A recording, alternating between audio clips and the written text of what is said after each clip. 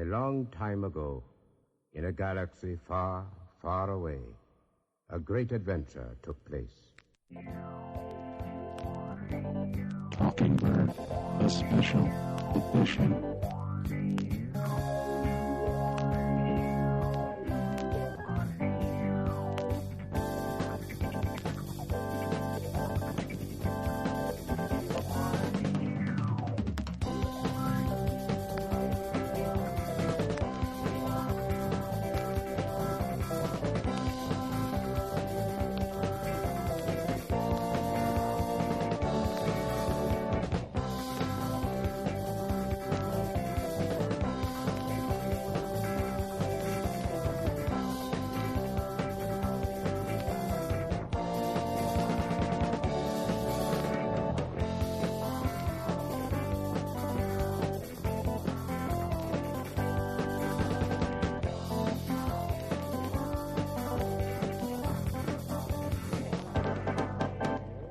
Hello and welcome to Talking Bird, the special edition, episode 86. I'm your host, Robert Zachary, along with my co-host, Dr. John Llewellyn. How's it going, Doctor? Hello. It is I. I'm officially a doctor. Not that kind of doctor, the other kind of doctor. Yeah. Unless that other kind of doctor was the first kind of doctor that you were thinking about, in which case, yes, I am that kind of doctor. So, let's just put it right out there. What kind of doctor are you now? I got a PhD, everyone. I officially, I've gotten all the paperwork filed. I got all the emails that tell me I'm officially a doctor of philosophy in political science. So that's what I do for a living. And yes, occasionally, or I guess they haven't done this in a while. I think the current administration has given everyone a lot more pressing things to talk about. Mm-hmm. But there was a while, like towards the end of the Obama administration, when Congress was doing various things, and where I guess everyone got bored, or like a group of political scientists got bored, and they kept talking about like how political science applies to Star Wars and like the Galactic Senate and Emperor Palpatine, and like, well, the real problem with the Galactic Senate was that, you know, its rules of procedure got in the way of, you know, deliberation or whatever. And I would just read all these things and just get so sad because I don't know. I'm sure we've talked about this on the show before, so forgive me, but you know, the politics of Star Wars are not that complicated. It's basically like George Lucas hated Nixon and was really upset by the Vietnam War. And then by the mid-90s, you know, he still was upset about Nixon, but also with Reagan probably. And then there were some parallels to the George W. Bush administration, but given how long it takes films to go through the development process and the writing process, like, yeah, he probably stuck some Bush administration stuff in there, but it was still mostly Nixon. Like, it's Nixon. Like, the emperor is Nixon. And the Galactic, he doesn't think that Congress is worth anything. And like, that's the politics of Star Wars, everyone. We don't have to debate like specifically whether the Death Star represents good foreign policy or bad foreign policy. Like, it's Nixon. Like, it's clearly George Lucas didn't like Nixon, and that's what the politics of Star Wars are. Like, it doesn't go any further than that. So that is to say, you will not see or read me discuss the politics of Star Wars anywhere, just because I don't think it's very interesting. But I do study political science, and now I have a degree in it. The end. And I agree. That's the thing. It's like I'm obviously not on the same parallel as your experience, but as far as my opinion about the politics of Star Wars, that's pretty much lines up. That it's a reaction to a very narrow time in our nation's history, and I would say generally George Lucas is somewhat apolitical. Aside from that, I mean, he just seems to be kind of, you know, he's interested. Right. He's anti-union because they wouldn't let him do the credits the way he wanted to. So he doesn't like Hollywood unions. He doesn't like local like zoning ordinances and environmental ordinances. He doesn't like the cities. He doesn't like San Francisco, and he doesn't like Chicago because they wouldn't let him just build his museum wherever he wanted to. So he doesn't like those people. So yeah, that kind of maybe not balances, but that lies on the opposite side of his Nixon anger. Yes, and yeah. So anyway, and so I guess if you listeners of the show, you've heard my name said aloud. You will say it. You will hear it said once more at the end of the show. You can look me up if you want. Most of what I write are in academic journals that you won't be able to read because you don't have a university library with a subscription. But I have written a few blog posts in more public places that you can read, and that's more what I write about. And again, I can promise you that I won't be writing about the politics of Star Wars. Thank you, and good night. Exactly. And thanks for listening. That's our episode 86. We've been gone off 2 weeks, partly because John was getting his. He has to pick up the cauldron with his. I was graduating. They make you pick up a cauldron with your forearms with 2 dragons on each side, and it burns your degree into your arm. I will say there is an orb that we have to touch. Oh man! Peace. We are having peace. Oh God, yeah, but there is a lot of Star Wars news. It's like we kind of like this collected up the minute that time conspired against us to do a show. Of course, it fills up with tons of stuff. Yeah, this is still a slowish period. The summers are generally a little slower because they're gearing up for the fall promotional run up to whatever the movie of the year is now. But yeah, so we did get Vanity Fair. I wasn't even really expecting it, but I guess the way it's going to go now is these trilogy movies, these episode numbers are going to get Vanity Fair issue devoted to them with photographs by Annie Leibovitz, and then I guess the anthology movies, these Star Wars story movies, are just going to get like Entertainment Weekly and Empire magazine. They're not going to get the Vanity Fair treatment. Right. I don't. Rogue One didn't get a Vanity Fair issue, right? No, that was just Center, I think. So the Vanity Fair Star Wars issue. By the time most people are listening to this, it will be on newsstands in New York and LA, and then it goes on newsstands in the rest of the country allegedly like a week from now. Although I can't remember if it was the Entertainment Weekly. I guess it must have been the Vanity Fair issue for The Force Awakens that I didn't find it in a store for like a month and a half. Oh yeah, after, you had a really hard time finding for whatever that. Reason. I think I ended up having to bootleg it or whatever. Yeah, because it was taking forever to find it in newsstands, and I'm like, PDF file. Sorry. Right. But it is most of the material can be found online now, and so there are 4 different covers. Again, photographs by Annie Leibovitz. There's one cover with Daisy Ridley and Mark Hamill. There's a second cover with just Carrie Fisher, who looks really good. Her costume looks great.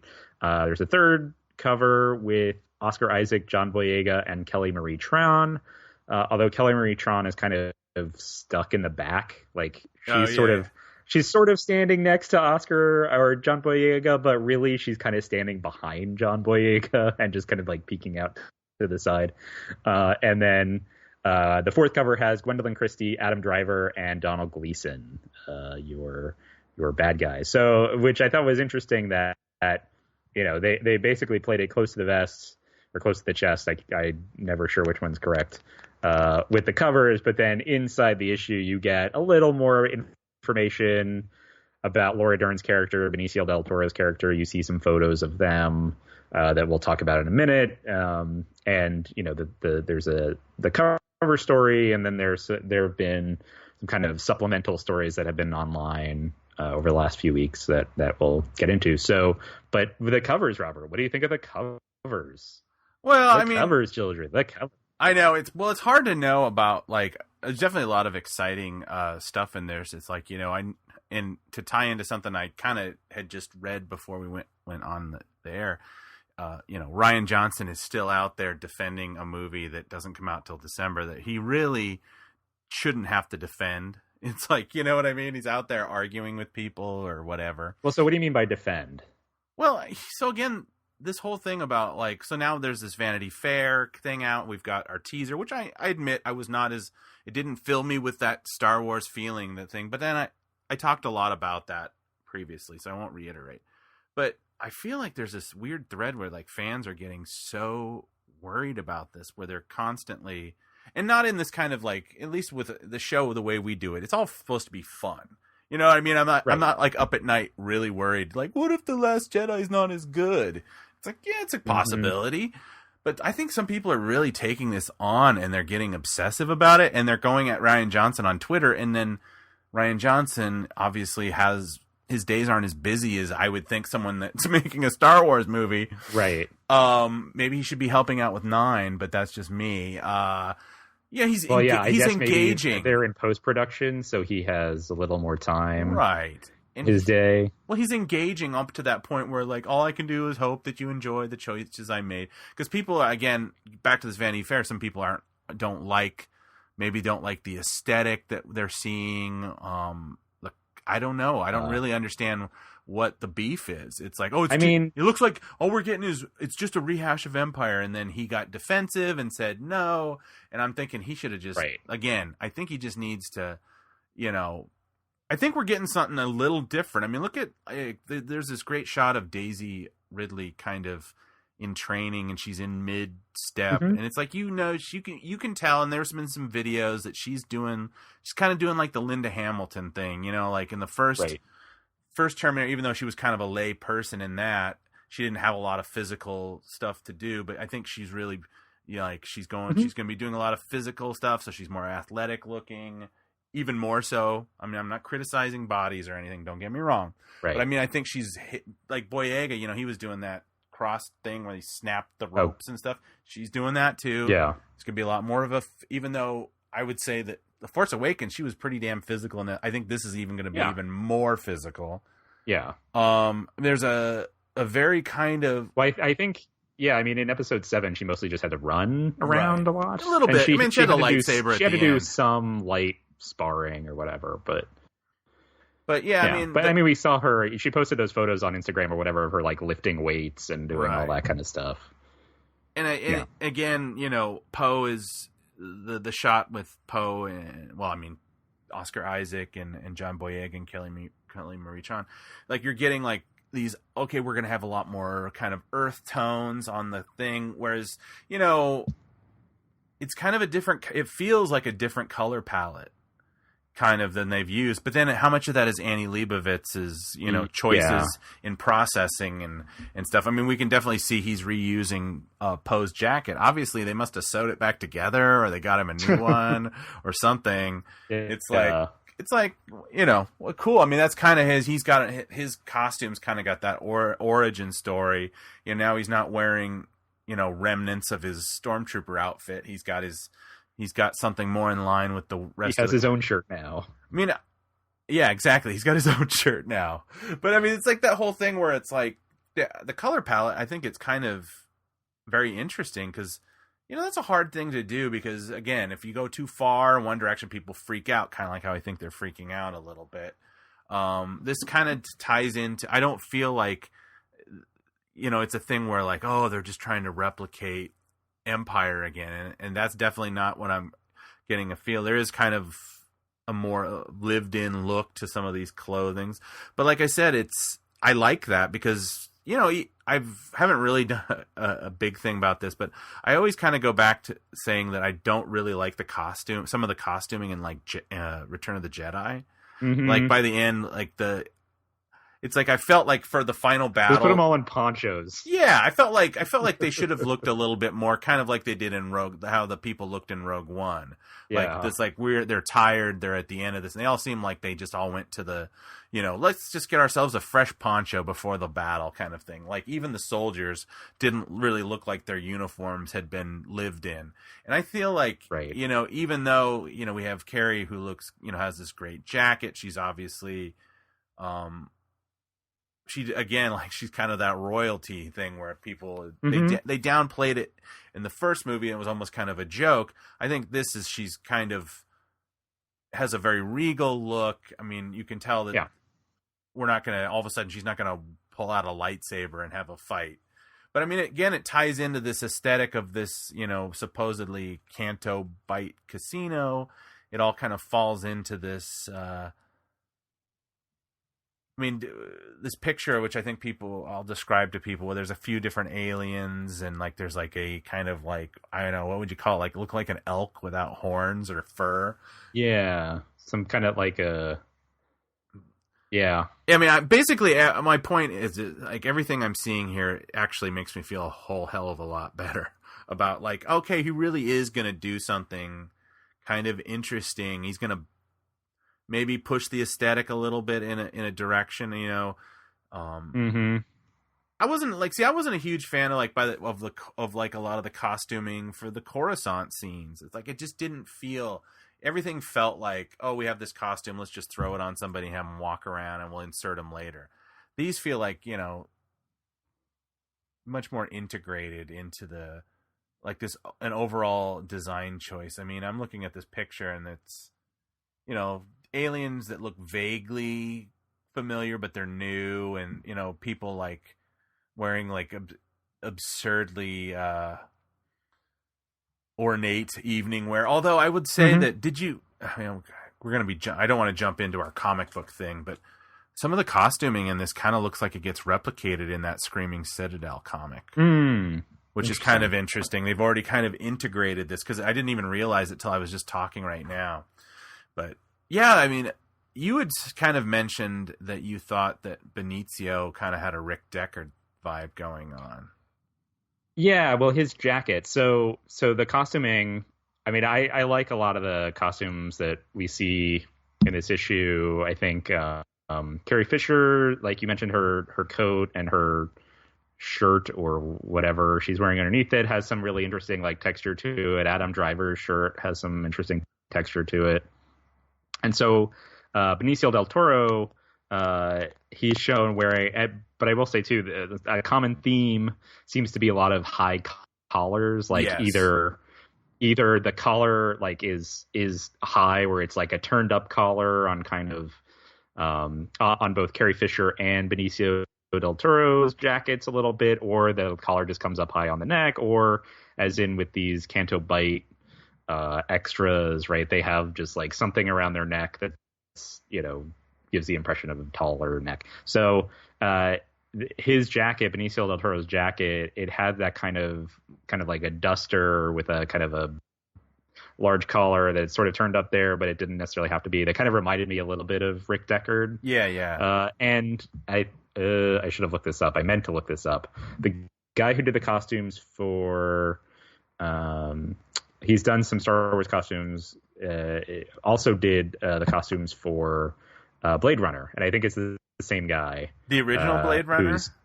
Yeah. Okay. And I think he did episode 7, and I think he's also doing episode 8. Sorry, I really did intend to look this up, and I forgot about it. Costume Michael Kaplan. Yeah, that's who that is. So he did the original Blade Runner, the costumes for the original Blade Runner, and then he has done The Force Awakens, and he's done The Last Jedi now, and he's worked on tons of other stuff. He's worked on some of the new Star Trek movies, the J.J. Abrams Star Trek movies. He's worked on J.J. Abrams' Mission Impossible movie. He did the Miami Vice remake. He's done Mr. and Mrs. Smith. He's done Matchstick Men, Fight Club, Panic Room 7, Geely, National Lampoon's Christmas Vacation, Clue. He's done Clue, which is a good movie, right? So he has a long history. So actually, Blade Runner was the first movie for which he was the costume designer, and so so knowing that too, that helped kind of clue me in that, like, oh, okay, maybe that's kind of the direction that this guy, like, he read the brief about this character, and because we're not told much about Benicio del Toro's character, just that he is a shady character of unclear allegiances, and his his nickname, or they call him DJ. And there's some quote in two, like, "Oh, believe me, you're gonna find out why we call him DJ." And I'm like, is that like, Tony. Surely they don't mean like, yeah, surely they don't mean disc jockey. And then part of me is like, oh god, I hope that doesn't stand for like Darth something. No, because I can't imagine that's what it is. But yeah, so a shady character of unclear allegiances. I could see whatever other information Michael Kaplan had at his disposal. Like I could the jacket, maybe not the rest of Benicio del Toro's costume, but at least the jacket, the coat, kind of read a little bit Rick Deckard to me. Yeah, no, I mean, when you put the comparison, a lot, actually, to be honest, a lot of the men have a very Rick Deckard-ish kind of, I mean, not exact, but I mean, that's just the tones of the way the material is dyed and stuff. I mean, Deckard, because it's such a dark movie, it's really hard to see unless you watch the ancillary material how interesting his costume is, and like the different uses of color. I mean, I mean, a lot of people would say that if you actually sit down and watch Blade Runner, it's really just an aesthetic experience anyway. The story is so thin, and some, like, a lot of the things that people think it actually explores, it doesn't do that great of a job doing. But so you do have a lot of aesthetics, and it's, again, I feel like, and we should probably bring up Laura Dern. I think that everything is proceeding in a interesting and, it makes me feel hopeful. It's really, because it's like, again, like I said, I was kind of put off a little bit by the teaser, thinking like, wow, this isn't really that. You're not making the mystery part of my brain, like, it doesn't make me race thinking like, what's that? All of it was very straightforward. Well, it's Laura Dern thing and her like, kind of like, and then I'd heard rumors that she had like crazy pink hair, but I think she has, it seems, at least in this shot, it's more of kind of just what do they call this, an updo or whatever, that they kind of they bring the hair, I don't know hair, I mean, but yeah, her hair is up. Yeah, her hair is up, and it's like she has a very high neck thing, and and kind of sweeping stuff, and I guess she's part of the Resistance. Is that so her character is Resistance Vice Admiral Amelin Holdo, and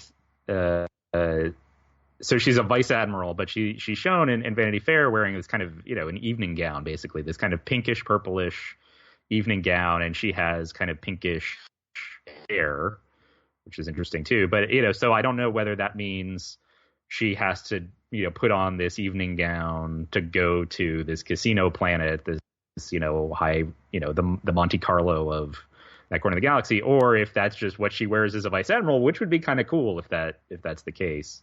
But yeah, so she's on the Resistance side of things, and she is not a character that we've seen before in any other media. Yeah, and this is another example of kind of like, we keep forgetting. It's like we've been so mired in this kind of adherence to, with Rogue One, this Star Wars, like the aesthetic, even down to like, hey, are there zippers in space kind of attitude, that, that whole idea that we've jumped ahead 30 years, like we did get a little bit of it, but we didn't get a lot of like how style changes and stuff. So I really feel like this is probably our chance to kind of see like, it's 30 years on, people look differently, or even on from episode 1, it's like 50 years, people dress differently, the aesthetic. But again, this is kind of, I read the article, but I also was very like, you never know. Sometimes with these Vanity Fairs can be a bit more spoilery than you would want them to be. Right. So I only skimmed it kind of thing. It's like, and again, like they talk a bit about like, To Catch a Thief, which I don't know that movie very. Is that Cary Grant? We had talked about it earlier because there was some interview that Rian Johnson gave a few months ago where they asked him like, oh, so what movies did you watch as kind of inspiration for The Last Jedi? And he gave 3, one of which was 3 Outlaw Samurai, one of which I can't remember the name of, and then the third one was To Catch a Thief. And so I watched the 2 that I could remember. And To Catch a Thief, it's Cary Grant plays it's a Hitchcock movie. Okay. Cary Grant and Grace Kelly, I think. Okay, And okay. Cary Grant is this retired. I'm sure Grace Kelly fans are like yelling at me right now about whether it is or isn't. All of those Grace Kelly fans that listen to Talking Bird, the special edition. We do have a lot of it. We're an intersectional Grace Kelly Star Wars podcast.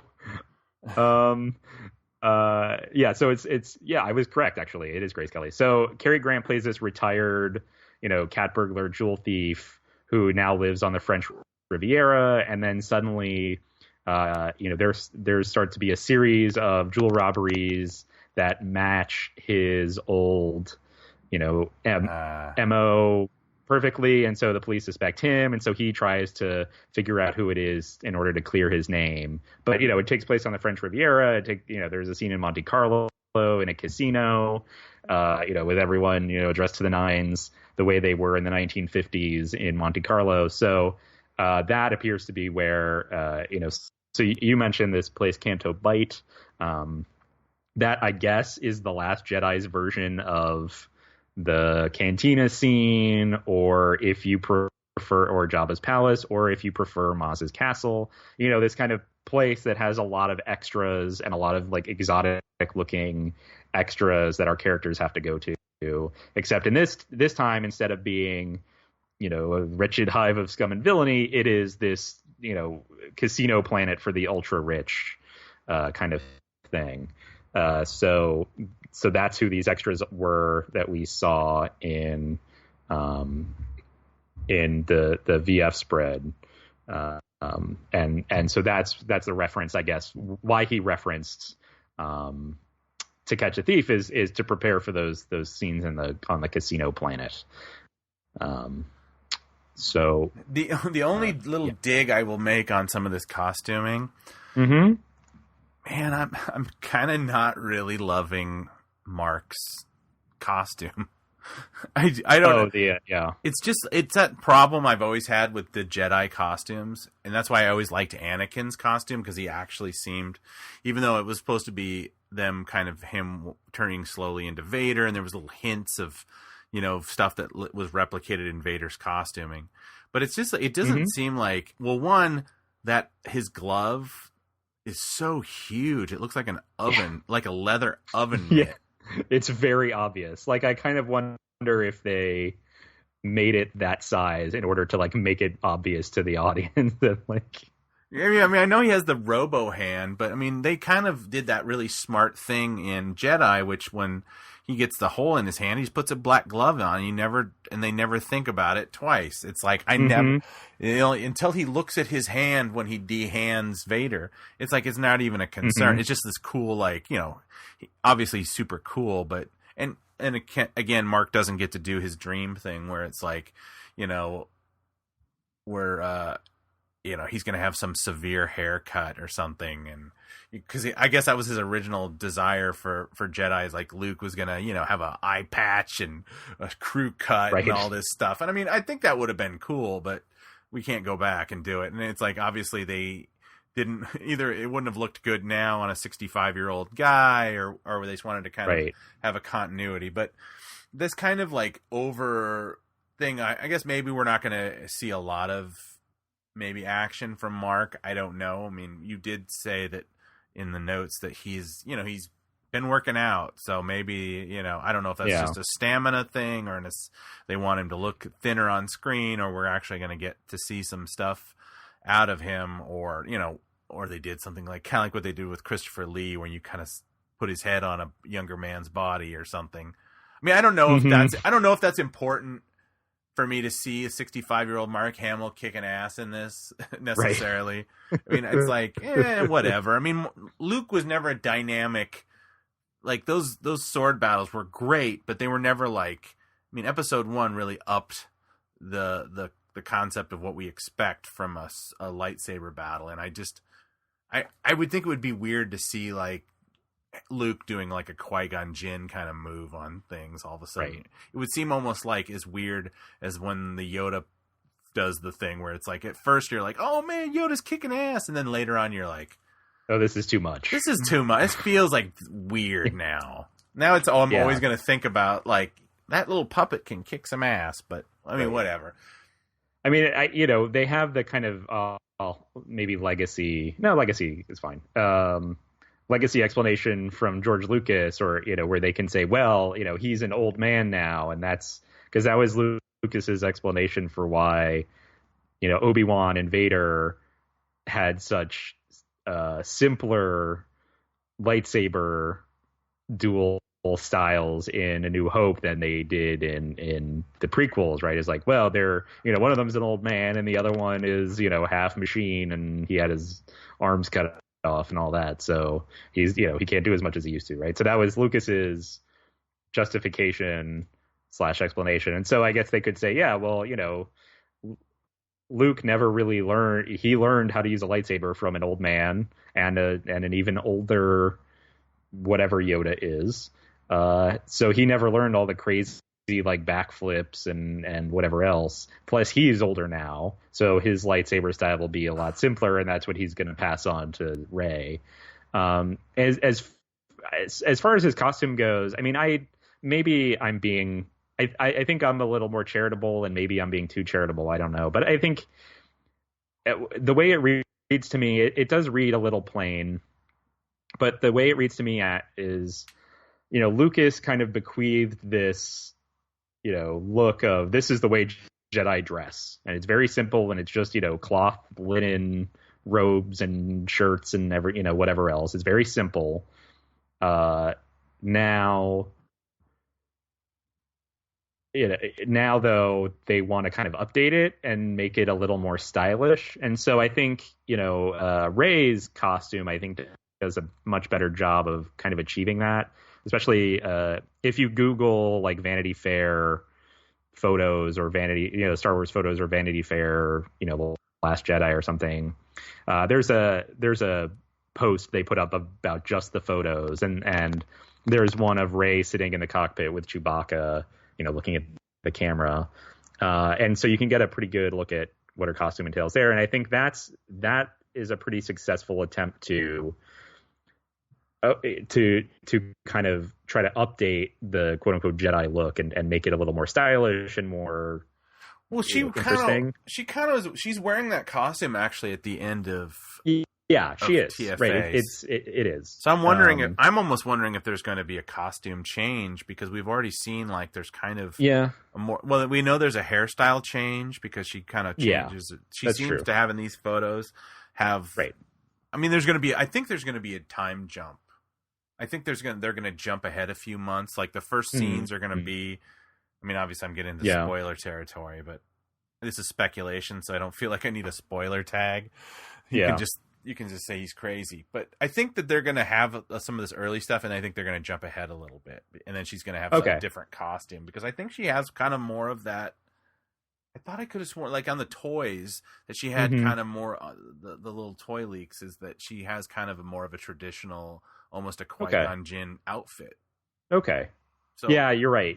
I do remember that. But anyway, I like for Luke's costume, though. I think that's kind of the way it reads to me, is like, okay, he has to kind of dress like the way George Lucas says a Jedi is supposed to dress, but let's try to make it a little more stylish. Yeah.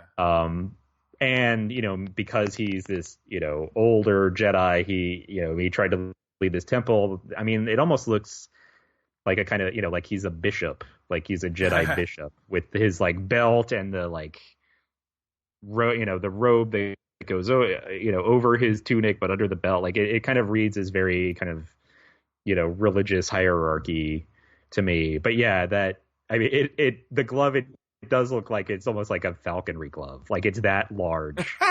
and like, God, wouldn't that be like horrible? Like the first scene, somebody calls out, he like lifts his arm up and he goes, Demetrius, come to me, come to me. And it's like, he's like, all of a sudden there's like, I can control the animals. It's like, oh no, Luke's gone full Beastmaster. God damn you, Ryan Johnson.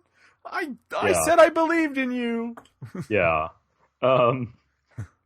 So just to wrap up on the kind of the look that we see, and talk a little bit, I'll add to what you say about the Canto Bight patrons. I mean, there are a lot of earth tones in these photos, and I'm like you, I don't know how much of that is Annie Leibovitz's choice and how much of that is her choice based on just the way the movie looks, and these are their costumes, right? So she's gonna go with it.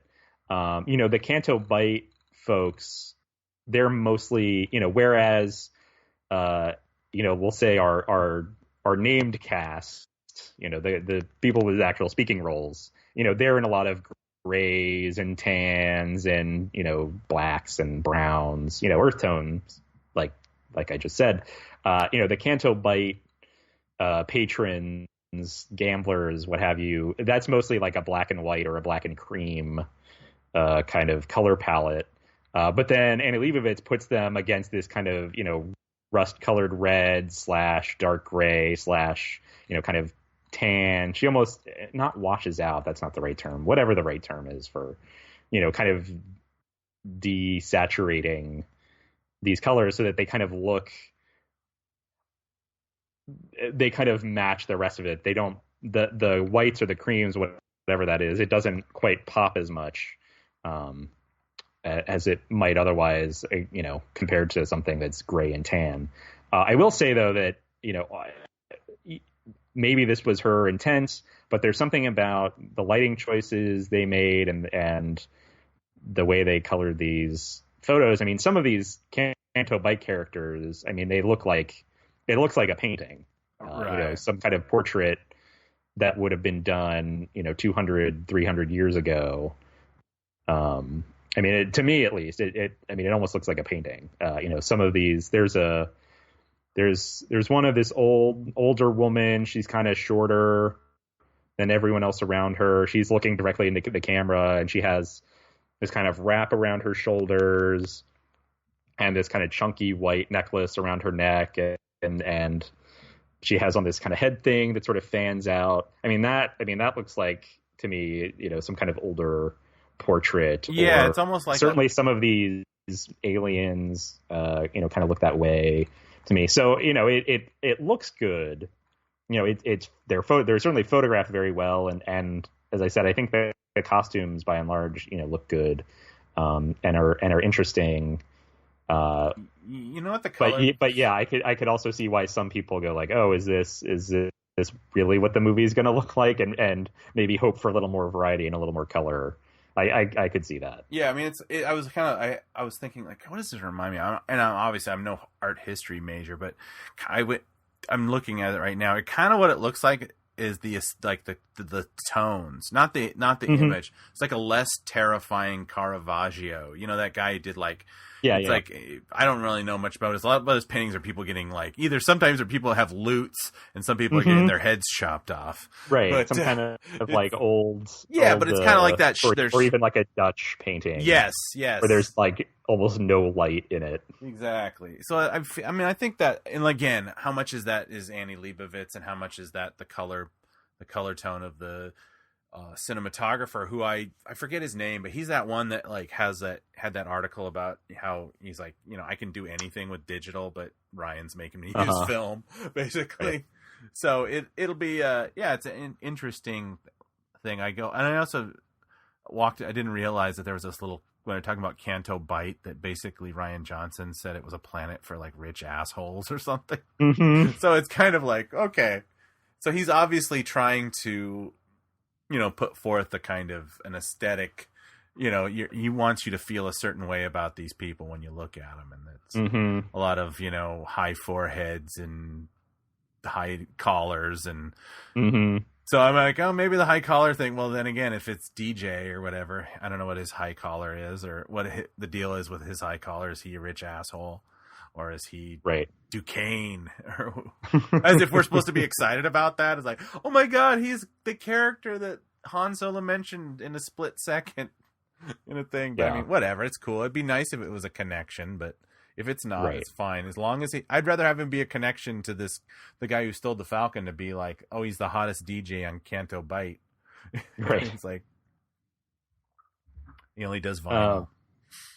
That's the other one interesting that's come out of this too is, Ryan Johnson. I don't know that this was part of Vanity Fair, maybe it was, but it was in all the current publicity surrounding that piece and everything else that's coming out of it. He basically said, he kind of was starting from scratch when he started working on episode 8, right? That they didn't have any particular direction in which they wanted to go after episode 7, and it was kind of up to him. And it sounds like it's kind of the same way with episode 9. So yeah, which is, some fans are mad about, and some fans like, that. I think when Disney bought Lucasfilm and then set up this Lucasfilm story group, the idea that went into a lot of people's minds was like, oh, this is going to be like Marvel, and all of the movies are going to reference each other, and especially, we're going to have the comics that reference we're going to have like a holistic approach to storytelling, and we're going to intertwine this movies and the books and the comics in a new way. But in practice, they're still giving the people who write and direct these movies a lot of freedom to kind of do whatever they want, not just in the anthology movies, but even in these serialized, trilogy episode numbered movies where, if Rian Johnson wanted to put Duquesne in his movie, he could have, but it's not like the Lucasfilm story group was like, all right, well, we have this loose end, we need to wrap up, you need to put it in your movie, and here are all of the other things that you need to know about where, they probably said, okay, here's kind of where we are in the galaxy, right? You saw The Force Awakens, so you know most of it. Other than that, take these in whatever directions you want to take them. And I am more of the opinion that that's good, rather than, oh, well, what about our storytelling cohesion? But that's me. Yeah, I mean, I'm of two minds, because at first it's like that whole idea where, Disney buys it, and then they kind of present this idea of like, oh, they never say it explicitly, but they go, right, like, we're going to fix a lot of the problems in Star Wars. We're going to have this unified group of people who are going to keep track of everything and make sure that we don't contradict ourselves. And we're going to weave together, the same group of people is going to have input on the movies and the comics and the animated TV shows and all of that stuff. Yeah, I mean, I guess their reservations about, of all the reservations they had about creating a new Star Wars under Disney, isn't, I guess one of them wasn't the fact that George almost seemed to be kind of oblivious to what he wanted to do almost until like things were being filmed, obviously the Luke and Leia's relationship, and then all of a sudden them becoming sister. I mean, I think everybody at this point realizes, oh, he didn't know what that it was until way into the production of Jedi. And so maybe that's, people are like, well, something that kind of slightly by the seat of your pants, although it's like, I guess it's on a small scale because they have to pre-plan these movies so far to be able to hit their things. It's almost like the script is the last thing that gets written, maybe the action sequences are before the story or something, so they can do pre-production or whatever. I mean, I guess at my first blush, I was like, dang it. It's like they're basically pulling a Lost, where they string you along and make you think that, like, oh, don't worry, we've got everything planned, and then ultimately, you're disappointed because they painted themselves into a weird corner. I'm talking about Lost. Right. But then again, it's like, well, you can have things like, last minute changes, and you can make Rogue One from a mediocre film with way too many references to the original Star Wars to something that was like quite serviceable and enjoyable, and at least to Star Wars fans. I don't know how much it'll stand the test of time as a standalone movie, even though that was apparently its goal. But I mean, for Star Wars fan, it's kind of a love letter to them. Although this kind of thing, I mean, maybe that, again, it goes into that whole thing, like, why is Rian Johnson, if he really is like, I'm going to try something different. They gave him a pretty wide berth as for what he wanted to do. And then I feel like maybe some of his interactions on social media make me feel like not that necessarily the movie's in trouble. It's just the fact that like don't feed the trolls. I mean, even someone like me saying this is like, I'm not saying this to be like, yeah, I really want Rian Johnson to answer my questions. It's like, I'm just asking them as an intellectual exercise. Right. Don't engage with us on that level. Just be like, trust me, we did a great job. I can't wait for you to see it. And if they don't like it, they don't like it. If I don't like it, I don't like it. Don't worry about it. Yeah. I think you could really I don't know what kind of artist he is or what the decision process is like, how much of this is like he's like, well, I have to make a decision on something.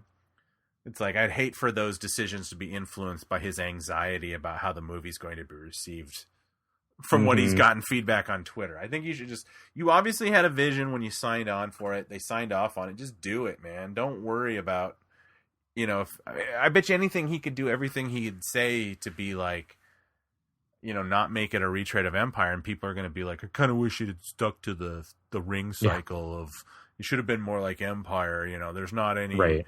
This is resolved way too soon in the movie. It's like, yeah, I think we're just going to have to be like, as much as we were thought,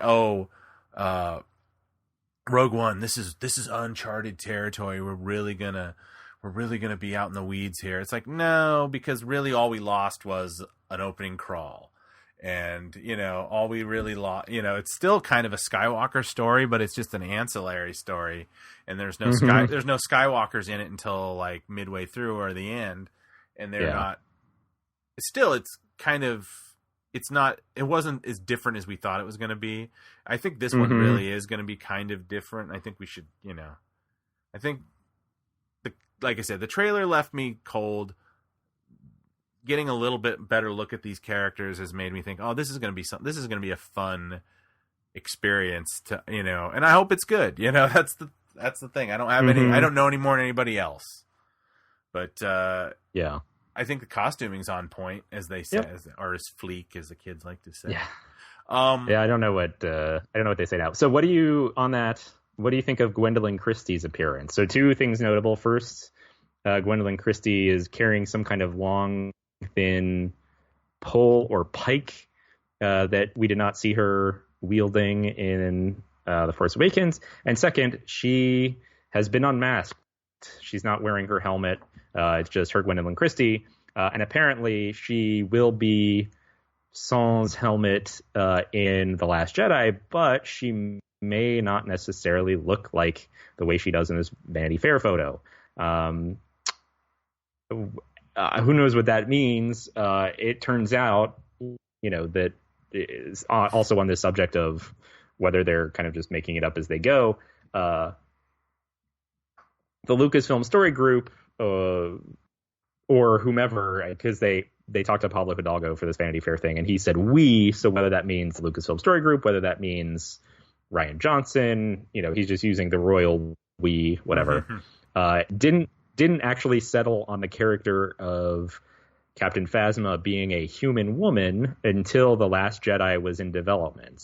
So even all throughout the development, the production, while the movie was in theaters, I guess, of The Force Awakens, at least internally, there was still some debate or some question like, well, do we make her an alien? Do we make her, I don't know, a droid? Like, whether she's a human woman apparently was not part of that character's canon until Rian Johnson started developing The Last Jedi, which was sort of interesting, I guess, that they could have taken it in a different direction.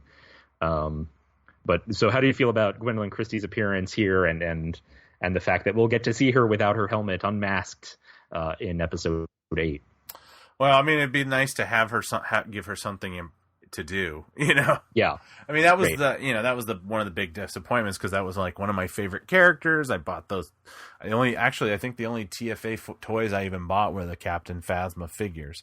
So I was totally into that. But, then again, it's like if this is her look, and her hairstyle and stuff, it's enough of a difference where, when you don't watch Game of Thrones, but I mean, she basically walks around in armor all the time on that. It's like occasionally it's like she gets to put on like clothes that doesn't have hide armor or whatever they call it.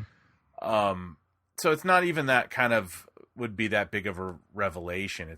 I think it would almost be although it's like, yeah, it would be a little weird if she took off the thing and then she's like, an alien or a Bith or something, and you're like, it adds another wrinkle into the aesthetic of the First Order, where it's kind of like their kind of idea that it's humans first kind of thing, which has been kind of put out in the Thrawn book, which, I mean, the Empire, and then subsequently the First Order, that seems to carry on that idea. So like this thing where it's like, we don't have aliens in the First Order, or we don't have aliens unless we need them in the Empire.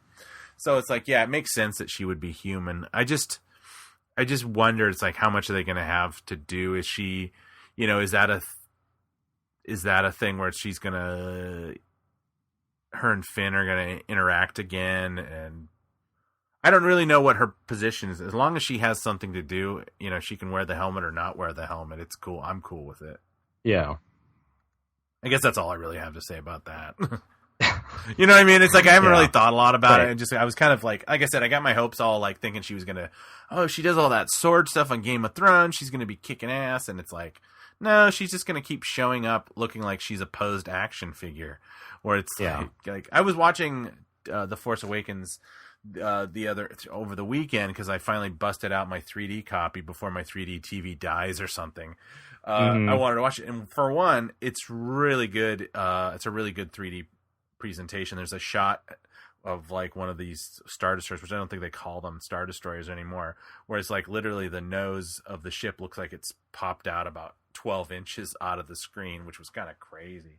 But I also realized like her, like, she just walks around with her gun drawn all the time, and I'm just like, what's this all about? Doesn't she have a holster? It's like she always looks like she always looks like a posed toy, and I'm kind of like, that became kind of a liability as the story goes on. She doesn't really seem to be an active part of the thing. I mean, obviously they're going to try to resuscitate the character a little bit with a book and a comic series. Whether or not I'm going to jump into that, I don't know. I think if you're going to make somebody interesting, make them interesting in the movie. Don't make the ancillary material make up for your poor storytelling. But I mean, I will. Yeah, I'm with you in the sense that, I mean, if you get someone like Gwendolyn Christie and then just have her wear her helmet the entire time, it's kind of like, what, you didn't need to get Gwendolyn Christie for that, right? You could have had somebody done the voice for later. Boba Fett in The Empire Strikes Back. They just got a guy.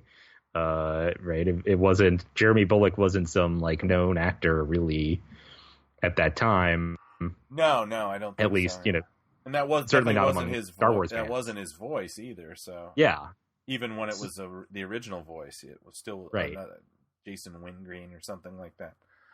But so I mean, the fact that I'm glad, if only because, like, all right, so if you're gonna hire Gwendolyn Christie, give her something to do. Kind of like what you're saying, give us a reason to be like, oh, great, it's Gwendolyn Christie, not just like, oh, they hired some tall lady. All right. Then it falls into those things like the stuff that I feel like that won't age as well in these movies as these kind of like celebrity, castings that they've done for minor roles, like Judah Friedland. So and so is a stormtrooper, whatever. Yeah, and I'm like I'm watching the Maz Kanata scene, which again I say it's my least favorite thing in the new Star Wars movies. That whole scene, I just didn't like the way it was executed, even though there's great characters in there. But like, it's hard to watch it, and then all of a sudden, boom! Oh, Judah Friedlander. I watched it on a large. I watched it at my 3D TV slightly larger than the TV I usually watch on, so I was seeing a lot more detail, and I was paying. I wasn't doing that thing I do now when people watch movies, and you're kind of half on your iPad and half on watching the movie. I was actually watching it, and I'm like, Judah Friedlander, because people said he was in there. I know, like, I don't see him, but I'm watching like in 3D. It's like, oh, there he is. And I'm like, that kind of stuff is like, that's going to age the worst of any of those things. Even George didn't, obviously there's like little things like in Attack of the Clones where Ahmed Best and Tony Daniels have cameos. But generally it's not a thing they do. They dwell in a lot about, celebrity, stunt casting, which, whatever. It's kind of, they do it. Well, but and like also in The Force Awakens, when Rey, uses the Jedi mind trick to get out of and that's the who cell, I was thinking of, and like the whole time I'm watching it, like, oh, I guess that's Daniel Craig. Yeah, that's kind of what and I kind of had a brain fart in the middle of it. That's what I was thinking. That like that's going to be so, every time I'm thinking about that, I'm thinking like that's Daniel Craig. Is he in the costume? I guess that's it. Yeah. Is he in the costume? Is that just his voice? And I'm just like, Yeah. and then I guess that happens again in this with, spoiler alert. Apparently, there's something like that with Tom Hardy in. And then there's some like, in addition to Tom Hardy, some like. Some guy from One Direction or some like young British boy heartthrob is also doing something similar to that. Well, aren't the Princes of England in this too? Oh, maybe. I heard some rumor that they're playing stormtroopers or something. Yeah, they might be. I didn't care enough to remember. I mean, I've more power to them, but it's like that. Anything like that just takes me out of the movie. I wish they would do. I mean, that was one of the big things, like the big nail biting things that we had back in 2001. Well, of course, we had a lot of things to worry about back then. But I mean, one of the things was that this rumor going around, like, did you hear NSYNC is in Attack of the Clones? And we were just like, oh no, I know, this is so bad. This is our. People thought like it can't get worse than the Phantom Menace, and then they're like, what? They're putting like, and then apparently I don't know. I'd love to hear the story. And that wasn't even the worst thing about Attack of the Clones. Exactly, but apparently there was the big thing where they're like they actually made an announcement like there's not going to be anybody from NSYNC in. Apparently, what happened is that the outcry was so bad that George said what to the producer and said take them out. I don't need that. I don't need this after coming off of the reception to the Phantom Menace. So it's like TPM. I should really learn those if I'm going to use them. I keep on trying to do it, and then I go the Star Wars movie. Yeah. So I'm looking at this note. So I guess in the Vanity Fair thing, they also talk about Mark was working out for this.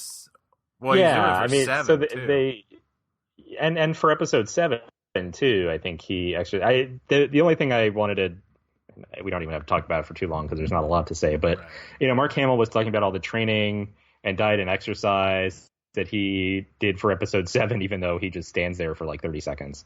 But he didn't know that. What they said, hey, we're going to do episode 7. We have a part for you in it. We need you to lose 30 pounds.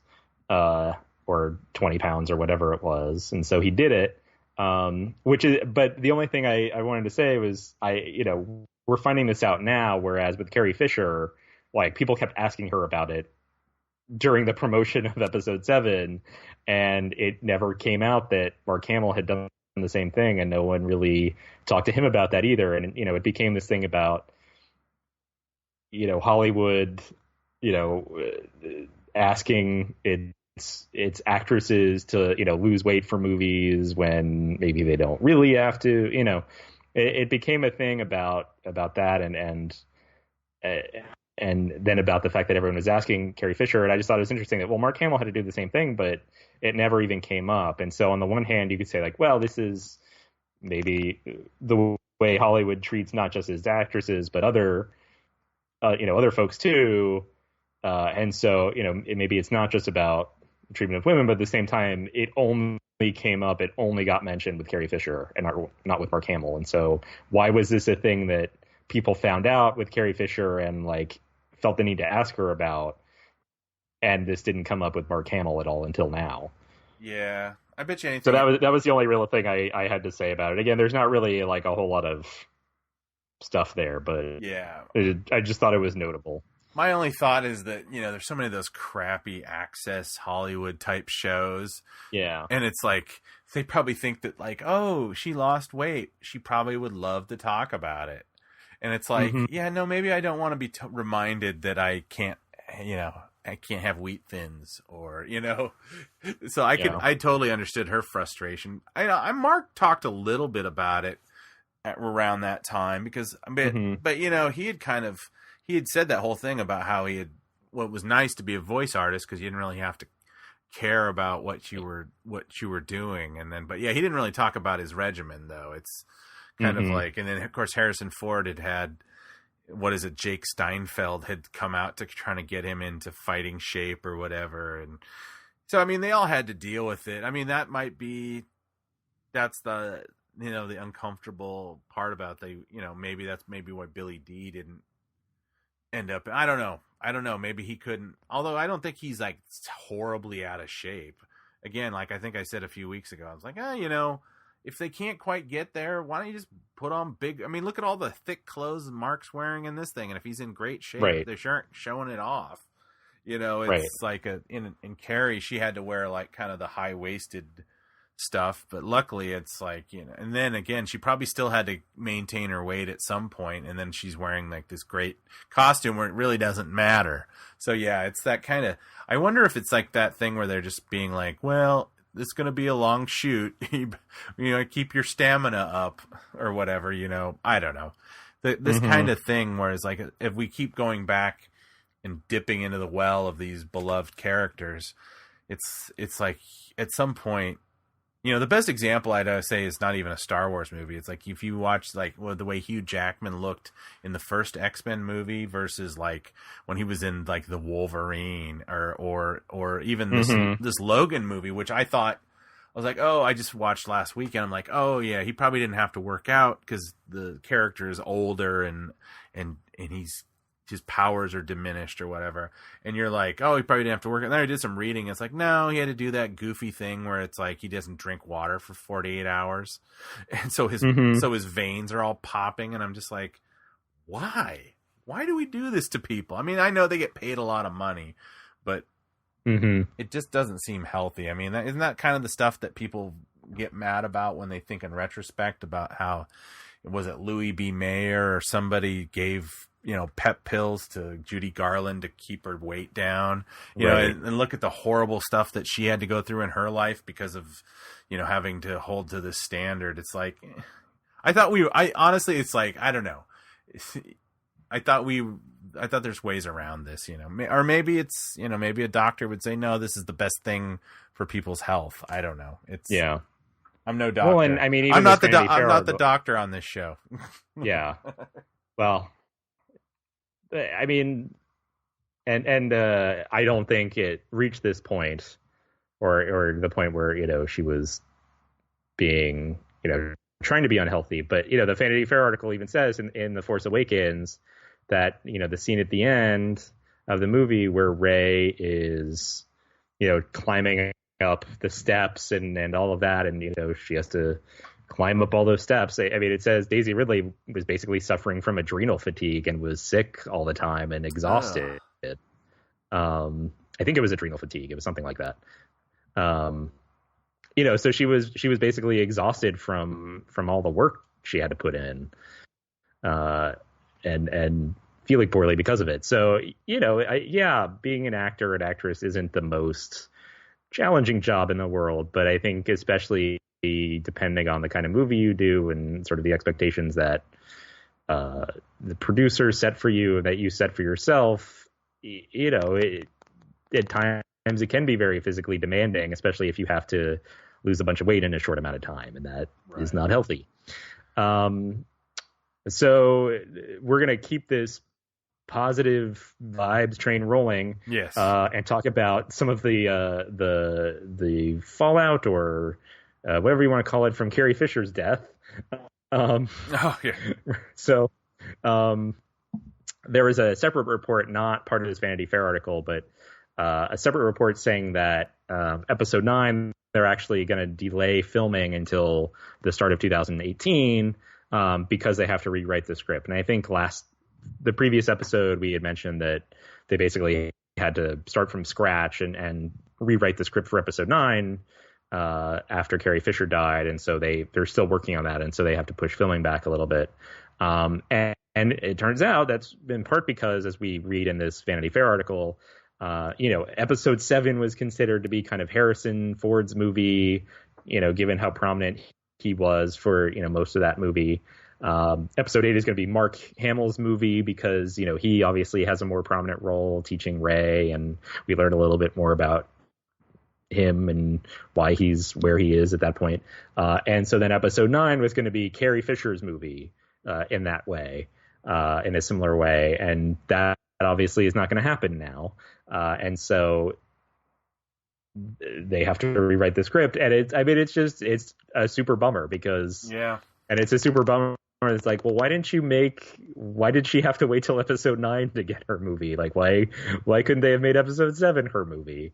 And I get, there are lots of moving parts, and especially once you decide to kill off Han Solo, you need to kind of build him up and build up his, nascent relationship with Rey and with Finn, and you have to give him more of a prominent role. And part of that too is, I think, maybe this is too extreme to say, but J.J. Abrams' fetishization of the Millennium Falcon and his desire to give the Millennium Falcon such a prominent role and to bring the Millennium Falcon back, and we're gonna give Rey the Millennium Falcon, and spend so much time on that.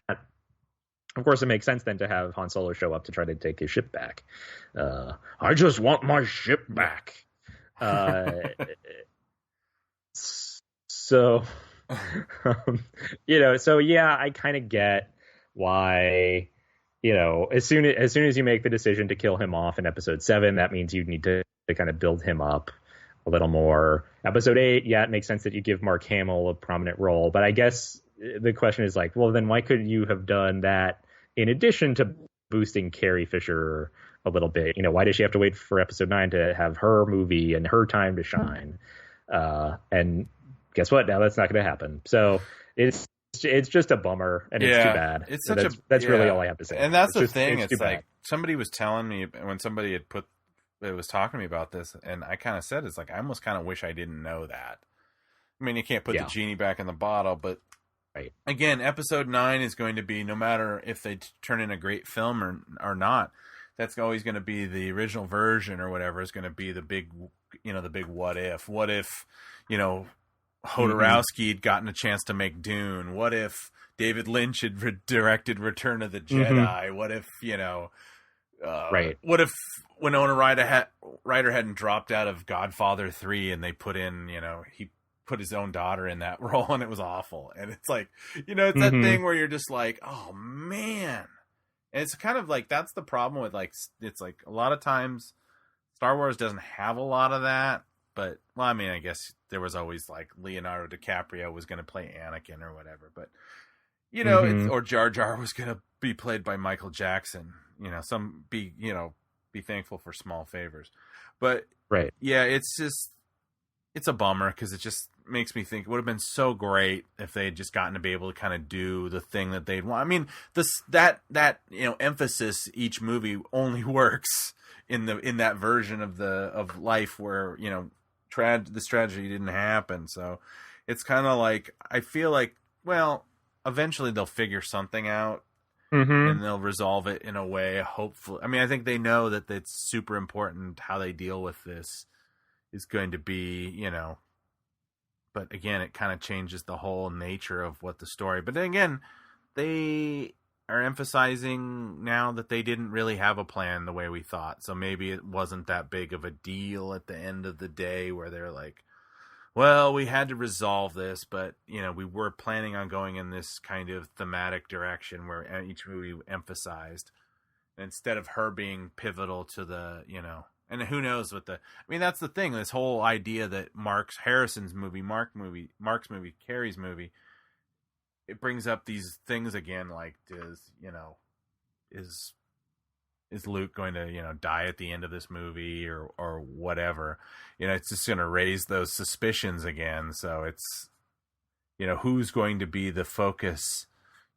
Are they going to have to, maybe instead of having at the end of 9, it was going to resolve to like, well, these are our heroes now, everything else has been resolved. Well, maybe they're just going to have to do that earlier. It's not. Yeah. It's going to earlier in the movie. Our heroes are going to kind of receive their boon, and they will be now the Star Wars focus. Right, and then they get a whole movie to show their stuff, which would be a good thing. Yeah, but it's it's up in the air. Of course, I was just about to jump in. I have the Star Wars theory that I was told some people last night, but they all kind of rolled their eyes. But I'll save it for the end of the show so people can skip over it because it's all right. I have no evidence, but it's still very spoilerific. if I'm right, it would be very spoilery. So All right, we'll save it all for right. the end. Well, is there anything else about the Vanity Fair issue that you wanted to No, I think talk I'm about? good. I think I'm good. All right. Well, then why don't we move to the next movie that will be coming out after episode 8, the Han Solo movie, Young Han Solo, whatever it's called. I mean, I don't know. They have to give it some other title other than the Young Han Solo movie, right? I honestly Like think Young they're just Han going to call Solo, it. a Star Wars story. I I should don't probably know. just call it Han Solo. I don't really understand why they're going to, Yeah. because it's like, it's like Han Solo, the first step into a larger world, or Right. Han Solo, didn't we just leave this party? I mean, it's just like anything is going to be corny and probably undercut. I mean, I get Mhm. I get the feeling from, obviously from the set. I don't know how a person could get this from just looking at the aesthetics of the set. I think there's going to be a certain levity to this film. So, Yeah. So yes, it's really happening. We have photos, we have video of them filming this movie. Alden Ehrenreich will in fact be Han Solo. This isn't all some kind of dream that collective hallucination we've been having. So some set photos and videos leaked a few weeks ago. So you think this will be kind of a lighter tone, a little levity, which would make sense if Phil Lord and Chris Miller. Oh, you're cutting out, dude. Is it Phil Lord and Chris Miller, or Chris Lord and Phil Miller? It's Phil Lord and Chris Miller, right? Oh, yeah, it's the Miller Lord. Okay. Lord Miller. Let's just call Lord Miller, right? Lord So it makes Miller. sense if they're doing it, if they're helming this flick, that it would be a little lighter. Yeah, I don't know. It's, again, this is the, like, as much as people want to speculate about 8, this is the really unknown quantity. This Yeah. might be the unknown quantity of the, it's the movie that nobody, like, when people bring it up, they all kind of go, that's not a story I really wanted to hear. It's like kind of among Star Wars fans, and then like, non-fans are probably like, oh, they recast Han Solo. They just think it's a reboot. Mhm. It's like that thing where it's like, I don't know. It just seems like it's like like I said, I've seen the pictures, I've seen the video. It's just a quick shot of him kind of with his, kind of a big hairstyle and he's Mhm. riding some kind of hot rod thing that looks like a 57 Chevy with mini pod racers on the side of it. I don't know. The pod race thing in episode 1 was one of the more redeeming fun, at least for me, one of the more redeeming fun parts of the movie.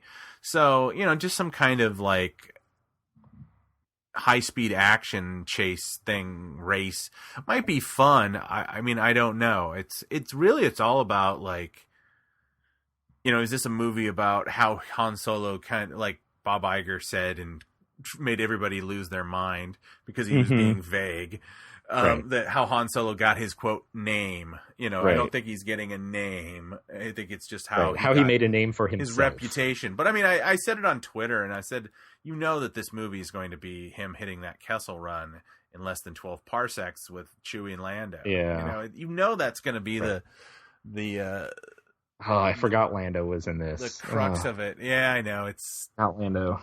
Or as Billy D would say, whoever that guy is. It might be fine. Whoever that guy is. Sorry, Donald.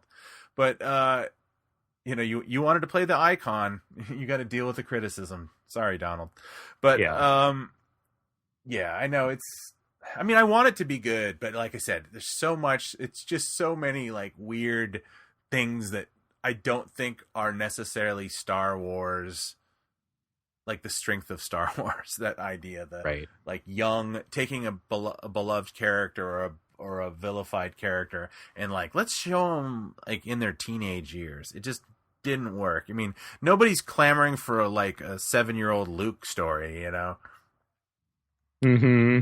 Even when they would have him in comics, people kind of go like, I don't really care what was going on with Luke before this all happened. Right. Apparently, but I guess, who did they write the script for this too? I forget. Think so. But it's again, like I said, there's probably it's going to be more comedic. I bet you anything, it's kind of have more of that kind of Guardians of the Galaxy type tone to it. Maybe kind of more, a little bit more conservative because, there's like sex jokes and stuff like that in Guardians, but it's going to be more of a juvenile kind of jokey kind of, how am I going to talk my way out of this kind of story. Mm-hmm. I don't think it's going to like I said, they are experimenting and like somebody even said to me, went as far to say like, hey, do you think they're going to CGI Alden Ehrenreich's face a little bit to like make him look more like Harrison Ford? And I'm just like, I kind of hope not. I mean, we're not. Yeah. I hope this guy's good enough that they thought, well, we don't need to do that, or he's got his own style, or Mm-hmm. I don't know. It's such an unknown quantity. I mean, I wonder if those leaks were almost intentional. Like they were trying to be like, "Hey guys, we're doing this," and then it's like, we're not breaking Star Wars. Don't worry. I don't know. It's I had forgotten. So the screenplay for this movie is going to be written by Lawrence Kasdan and John Kasdan. Oh yeah, his son. Yeah. So didn't somebody say it was really? Oh, script's really good. But yeah, J.J. Abrams. Was like, well, never mind. He says everything's good. Or maybe it was someone else, but I'm sure he said it was great. But is anybody going to say, yeah, I read the episode 8 script and oh boy, I'd rather watch monster trucks.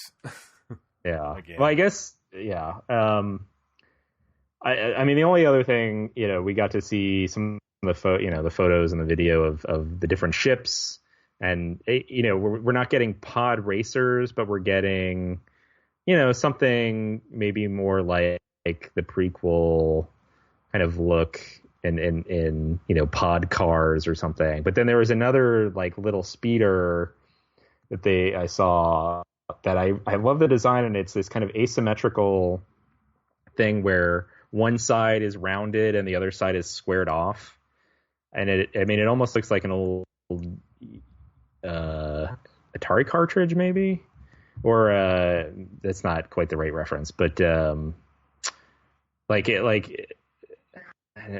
not an 8-track either, but if you turn something on its side, right, it's this kind of C shape, like the letter C, elongated, where it's or I guess a book, if you turn a book on its side and you look at it, where it's kind of square, it's square at the end, and then it curves around on the other side. I don't know, I like that asymmetric design of that speeder, so I thought that was kind of neat. Giving the Star Wars design teams have a lot more kind of room to go and just make up a bunch of stuff. I feel like they'll have a little more freedom in this one than say like Rogue One, where they drew 700 tiny possible ships and then came up with the U-Wing, which it was basically like we just combined a couple of other ships and out it came. I feel like this movie, the Han Solo movie, maybe the designers, the production design team and the concept design teams will have maybe a little more room to stretch their legs, and so I'm kind of interested to see how that shakes out. Yeah, I mean, that's the thing. I don't feel like I have a lot to say about it because I do want to be hopeful, and I feel like I've been very negative every time this movie comes up. But it's like, apparently, a lot more well-known cast, people that are known for other things than Star Wars before they start it. It seems to be.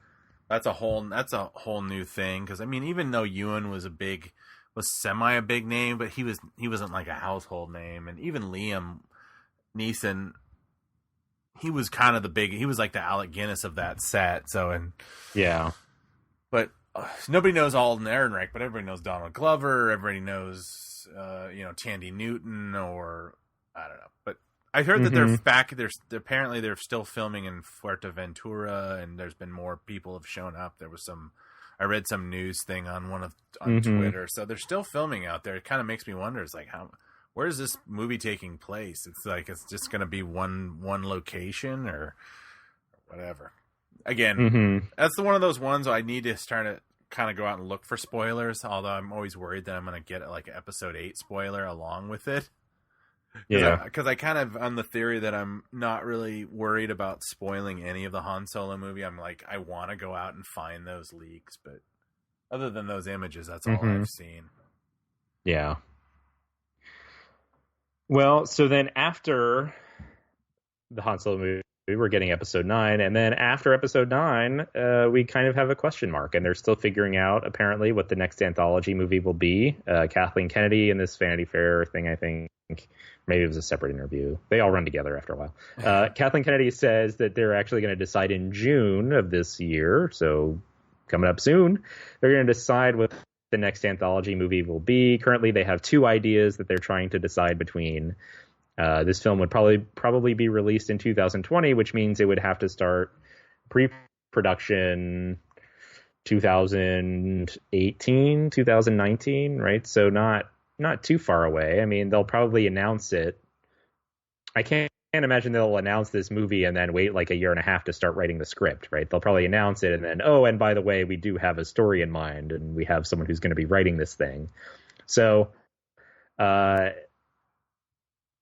yeah, so I mean, my thing about, okay, we have 2 ideas that we're trying to decide between is like, I wonder why they don't just say both and just announce two movies at the same time and say, okay, we're going to do this standalone movie and then we're going to do another standalone movie because these are both good ideas. So I don't know if these 2 movies would like contradict each other or if, you know, they want to announce one standalone movie and then kind of take stock and decide if they want to continue making these serialized episode number movies, and if so, then that gets announced next, or what. But that is what the future holds. Currently undecided, but soon to be announced. Are you excited, Robert? Are you excited to find out what the next anthology movie is going to be? I can hear it in your voice. I mean, I don't know. I mean, that's the thing. It could be like, it could be just. It depends. Yeah, exactly. It could be Obi-Wan. I mean, Ewan's they've been talking to Ewan a lot. I think there's been a lot of chatter about that. If it was like a Ewan side, you know, Obi-Wan side adventure thing, not unlike the book that came out.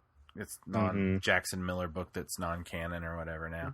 But something like that I'd be excited about. I don't really want it to tie into like, you know, Luke gets abducted by Tusken Raiders when he's 6 and we have to watch him chop up sand people for 90 minutes. I mean, I think it should be, if they're going to do something with Ewan, it has to be a thing where he kind of leaves the planet and goes out and does something. But I mean, that's one of the things been kicked around. The Boba Fett thing has like still been, I mean, that was, they were all, for all intents purposes, were about ready to announce. I mean, they had, Trank was there, but either they lost Trank's script or something, or they lost confidence.